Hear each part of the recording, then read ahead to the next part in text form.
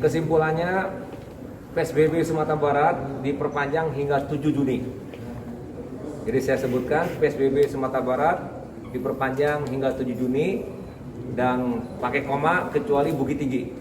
Jadi ada 18 yang meneruskan, Bukit Tinggi tidak meneruskan PSBB, dia langsung memasuki kegiatan yang disebut dengan tatanan baru produktif dan aman COVID atau yang biasa disebut dengan new normal. Ya, ada 4 penekanan. Penekanan pertama, melakukan persiapan dan pelaksanaan tahap-tahap menuju new normal dengan melakukan pengurangan pembatasan-pembatasan di PSBB.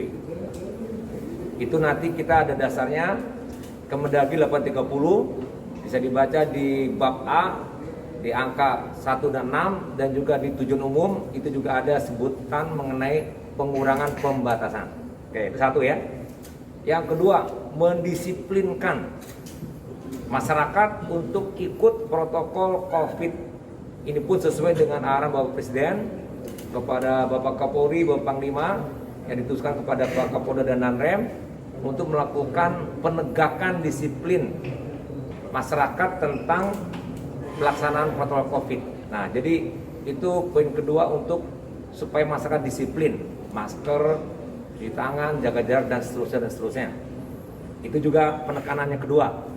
Penekanan yang ketiga, melakukan persiapan maksimal dan juga melakukan kesiapan maksimal untuk sistem kesehatan, rumah sakit, laboratorium dan semua perlengkapannya dengan melakukan tindakan testing maksimal, tracking dan kemudian isolasi dan treatment perawatan.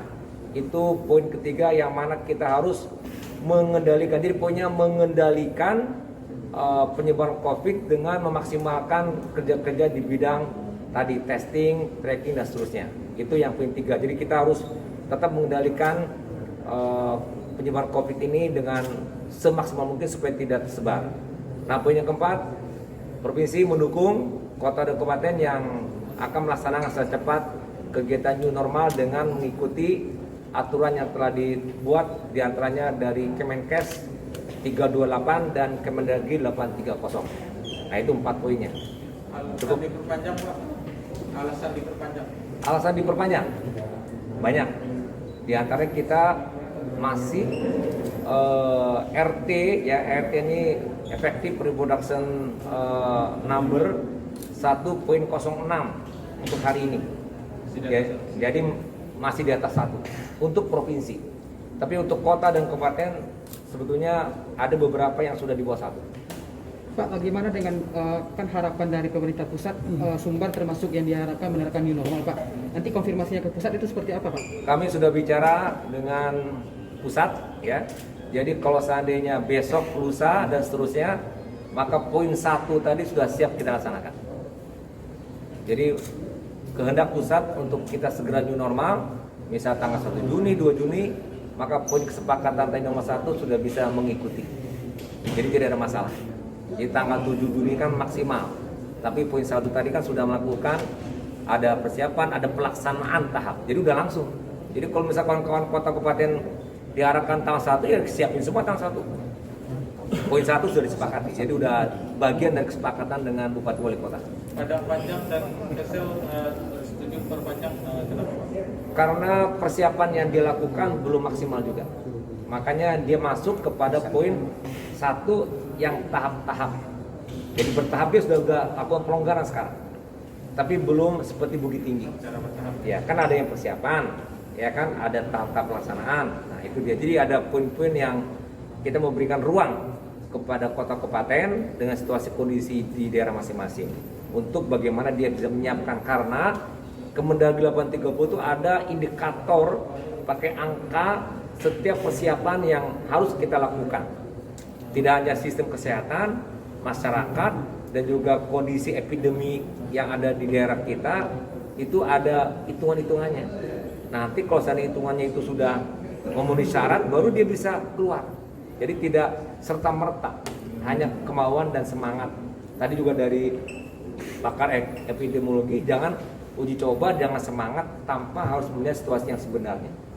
Pak, dibanding PSBB tahap 2, apa yang kegiatan apa yang dibolehkan di tahap 3 Pak? Jadi tadi sebutkan poin 1 itu diberikan kebijakan kepada kabupaten kota untuk melakukan persiapan ke arah new normal.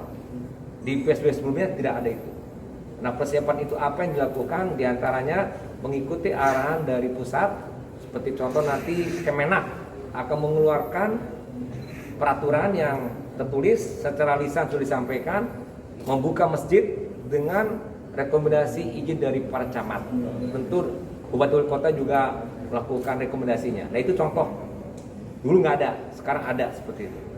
Pak, apakah Bukit Tinggi itu diberikan masa percobaan atau memang langsung atau bisa Tanggal 1 Juni udah langsung. 1 Juni, Pak? Ya. Berarti dibiarkan untuk berakhir karena sudah persiapan sudah bagus ya Pak? Karena Bukit Tinggi sudah menyiapkan jauh hari dengan matang sehingga dia siap untuk langsung, tentu dukungan dari provinsi. Soal pengetatan protokol kesehatan itu bagaimana Pak? Siapa yang akan? Nah, itu mungkin Pak Kapolda yang bisa menyampaikan dengan Pak Danam, silakan. Ya. Soal untuk pengetatan protokol kesehatan itu bagaimana di penerapan Pak? Ya, sama seperti yang disampaikan tadi di awal juga. Ini juga terkait dengan perintah dari pemerintah pusat, ya, kemudian dikuatkan lagi dengan surat dari Pak Menteri Sekretaris Negara 392 tanggal 26 Mei, di mana proses pendisiplinan, ya, proses pendisiplinan masyarakat yang akan dilakukan oleh TNI Polri. Nah, ini juga berkorelasi dengan masalah protokol kesehatan tentunya. Kegiatan-kegiatan nanti yang dilonggarkan bukan dalam arti di luar protokol kesehatan. Jadi proses pendisiplinan ini justru lebih meningkatkan lagi mekanisme dari protokol kesehatan itu sendiri, sehingga kedisiplinan masyarakat ini juga bisa beriring sejalan dengan kegiatan-kegiatan yang akan mereka lakukan. Pak, informasinya ada tambahan personil dari pusat, Pak? Tambahan person tidak, kita masih cukup. Kita dengan kekuatan yang ada dengan rekan-rekan TNI, Pol PP dari pemerintah kabupaten kota itu cukup. Itu dilakukan di tempat-tempat keramaian Pak? Tempat-tempat yang memang nanti disepakati oleh para bupati, wali kota, dan kita akan mendukung TNI Polri dan Pol PP untuk itu, ya. Sentra-sentra kegiatan yang utama dalam kegiatan ekonomi gitu. Itu nanti ketegasan dari segi sanksi untuk pelanggar protokol kesehatan gimana? Bagaimana? Ketegasan dari segi sanksinya untuk pelanggar. Ketegasan sanksinya yang di awal sudah kami sampaikan, ya. Jadi ini kalau masih berkorelasi dengan masalah undang-undang wabah, undang-undang karantina, kemudian beberapa pasal-pasal di KUHP yang mereka juga dengan tidak mengindahkan larangan tugas yang sedang bertugas saat itu, mungkin dari kepolisian, TNI, dan Pol PP, itu artinya bisa diterapkan pada mereka yang melanggar.